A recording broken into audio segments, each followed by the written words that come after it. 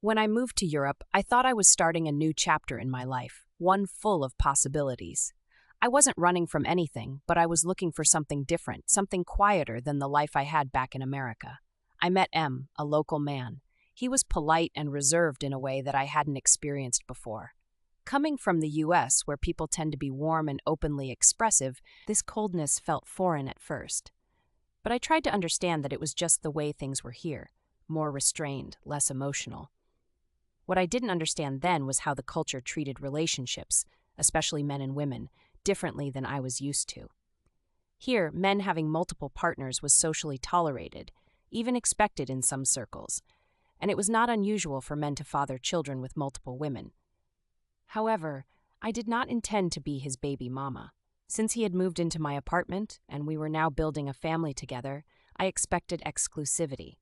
And since we were in love, he never actually said those words, but it is a reserved culture, and he really did treat me very well, so I assumed we were. I expected marriage. So when I asked M to be faithful after our daughter was born, it wasn't a demand. It was what I believed was simply our next step. But for him, it was a boundary he never intended to respect. That demand changed everything. He became distant, cold in a way that wasn't just cultural, it was personal and cutting. His words were sharp and often cruel, directed at me and, heartbreakingly, at our daughter, who looked exactly like me. Small, petite, delicate. He would mock her size, say she was weak, that I wasn't feeding her properly. The verbal abuse wasn't always loud or obvious to outsiders, but I felt it deeply. It was a constant undercurrent wearing me down. I reached a breaking point one day and reported him to the police to get a restraining order after he became verbally abusive enough that I feared for our safety. I thought that would end the abuse. Instead, he retaliated by reporting me to the authorities, accusing me of child neglect and abuse. He claimed I wasn't feeding our daughter properly, that I was an unfit mother. It was devastating.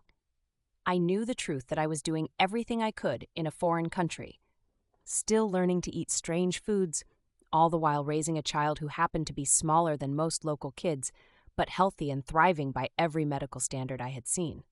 But the authorities didn't know me. They didn't know my daughter. They only had his accusations, and in their eyes, I was the suspect. The first time social services came to my door, I was scared but cooperative.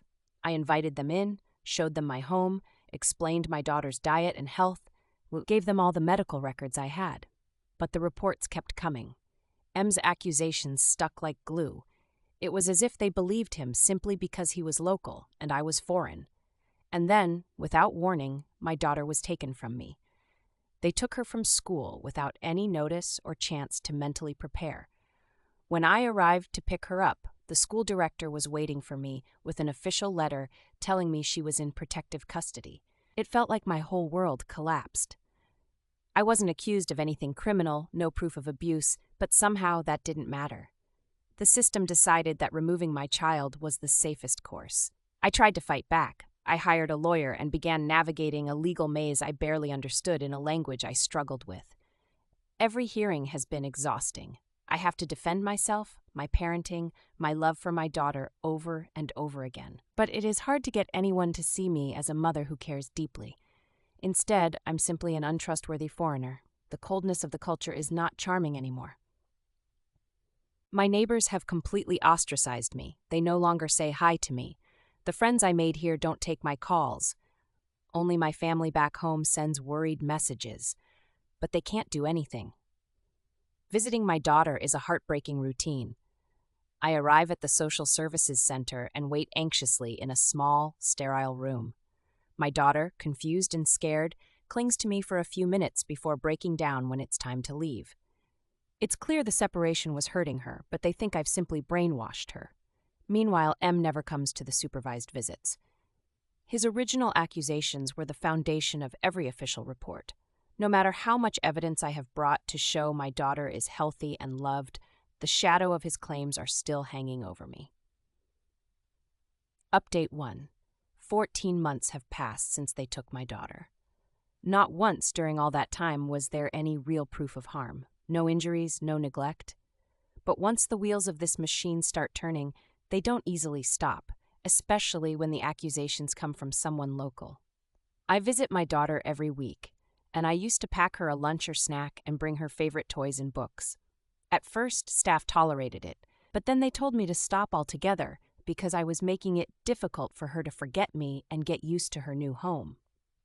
Last month at the hearing, I was forced to defend myself again. The state lawyer said I was defensive, emotional, unsure of routines. The reports painted me as unstable, as someone who didn't understand the system or my role within it. They overlooked the fact that I was alone in a country thousands of miles from home, with no family to lean on, under constant watch from social workers and case managers who treated me more like a suspect than a mother. They were just trying to paint a picture to convince the judges to let another family adopt my child. I could ask myself why they are being so vindictive, but I have already found out.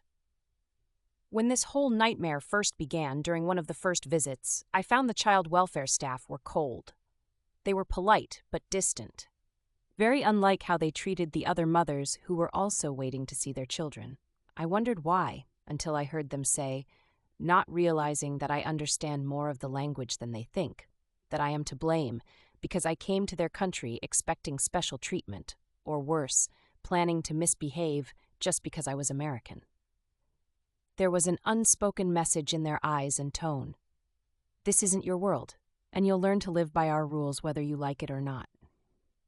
Later, I received a notification that M had decided to relinquish any parental rights and was pushing for my daughter to be put in the state's custody permanently. He seemed content to let the system carry on with his original complaint lodged firmly in every file. His accusations hovered over me like a shadow, coloring every interaction, every judgment. It didn't matter that I was fighting to prove my love and care for our daughter. His word was enough to keep her out of my arms. Despair crept in many times. I wondered if it was easier to give up, to accept that this cold system had won, but giving up wasn't an option. Not when my daughter needed me more than ever. For those of you asking, yes, I reached out to the American Embassy, hoping for support. I called, wrote emails, pleaded for help, or even just guidance, but the embassy's hands were tied. Relations between the U.S. and this particular European country had cooled significantly, especially since the war started. Diplomatic efforts were focused elsewhere, and they told me that family law issues were considered internal matters, outside their jurisdiction. I understand that, but it doesn't make it any easier to hear. The embassy officers were sympathetic, but there was little they could do beyond offering advice on legal representation and encouraging me to follow the local procedures. No one came to my defense, no one intervened on my behalf. I've been left to navigate a system that doesn't want me, in a language I struggle with, in a country that treats me as an outsider and a suspect. This coldness is more than just cultural reserve. It is a wall built to keep people like me out, to remind us that we don't belong here. And yet, despite the loneliness, despite the daily battles and the cold stares, I hold on, because every time I see my daughter's face during those brief visits, I know I have to keep fighting. Update 2. 2 years and 4 months have passed since they took my daughter away. It feels like a lifetime, and yet somehow, it also feels like this nightmare has been happening forever. But today, I am finally holding on to a fragile hope. After endless hearings, countless hours with lawyers, and a battle that wore down every part of me and took every bit of my earnings, my appeal has finally gone through. My lawyer sat with me this morning and explained the court's decision in detail. The family court judge has reviewed every single record, every report, every transcript from the hearings, the persistence, the pleading, the mounting evidence. Most importantly, the new pediatrician's report was a game changer. The doctor confirmed that my daughter's height and weight are not only healthy but genetically consistent with me. For months, they have used her petite frame as proof of neglect, as though small stature automatically means failure as a mother.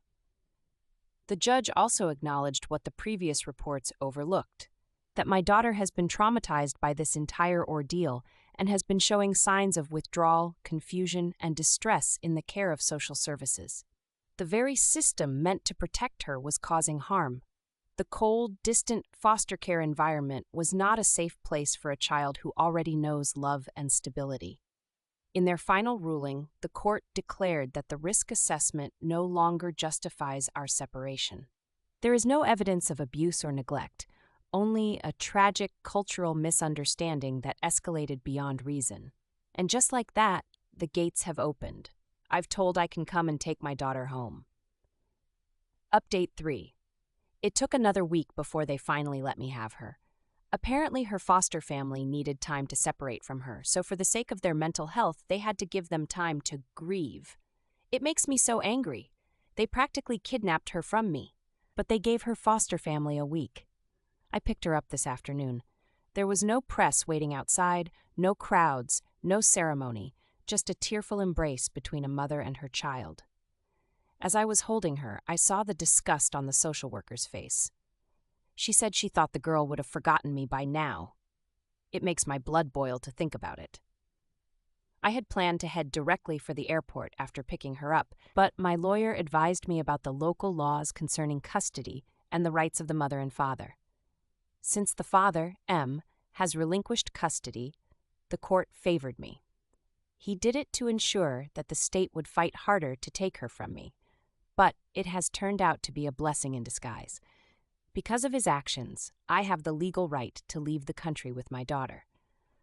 But there's still so much to do before we can leave. I've applied for all her school and medical records. Everything needs to be in order so it won't look like I'm running away or fleeing. I need to do this properly, by the book, to protect our future and prevent any further complications. Every step still feels precarious. I worry about what might happen in the days ahead. Could there be new obstacles, delays? I try not to think about it too much. I focus instead on the small victories, holding my daughter's hand, watching her smile again, hearing her laughter, crying over the milk teeth she lost without me there to experience it with her. These moments remind me why I fought so hard, why I never gave up. So I'm telling my story for parents living in foreign countries.